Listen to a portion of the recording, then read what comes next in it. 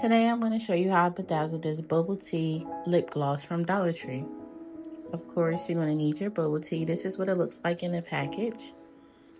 And here's what it looks like without. It smells really good too. I'm going to use liquid fusion glue inside this precision tip bottle, 3M rhinestones, and it's clear transparent, and a wax pencil. Of course, you want to sand your project before doing anything and wipe it down with alcohol. The first part I'm going to do is the top of the lid of the lip gloss.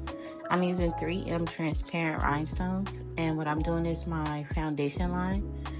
Your foundation line is the first line, and it has to be extremely straight, especially when you're doing the honeycomb method. I am doing a honeycomb method on this because I feel like it might be easier. The honeycomb method is basically placing one rhinestone in between every 2 rhinestones to make a honey-like comb pattern. So you'll see that develop as we get closer and closer towards the bottom of the lid. But yeah, I'm just placing one rhinestone in between every 2 rhinestones, taking my time using liquid fusion glue.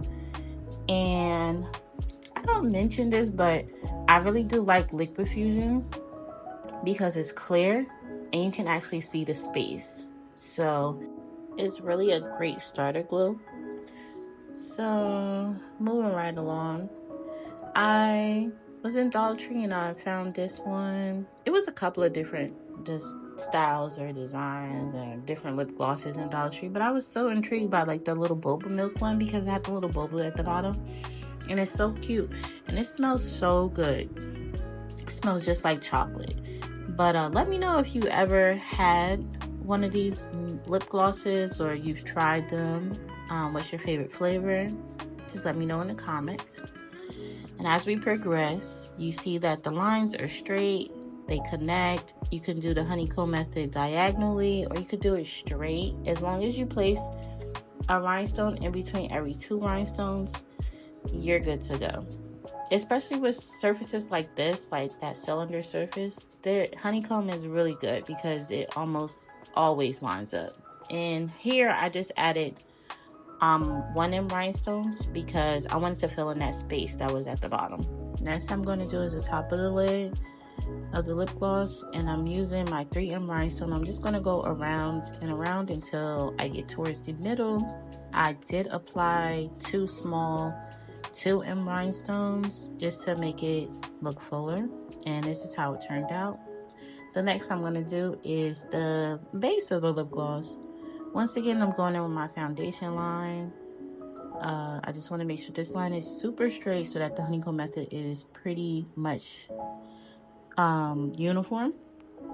I did go ahead and use like an X-Acto knife to cut the back of the label. I feel like it was like little bubbles showing up. I guess when it was applied by the manufacturer, they just didn't sit all the way down. So I used an X-Acto knife to cut it all stained. Then I sanded the lip gloss again and I wiped it with alcohol. So that little cut, well, that little one piece or just the logo on the front, I made it that way. You could keep it if you want. I just felt like it was going to jeopardize the whole project because there was like little air bubbles, and I didn't want to place the rhinestone on top of them because eventually they'll fall off, or who's to say that the whole label doesn't come off.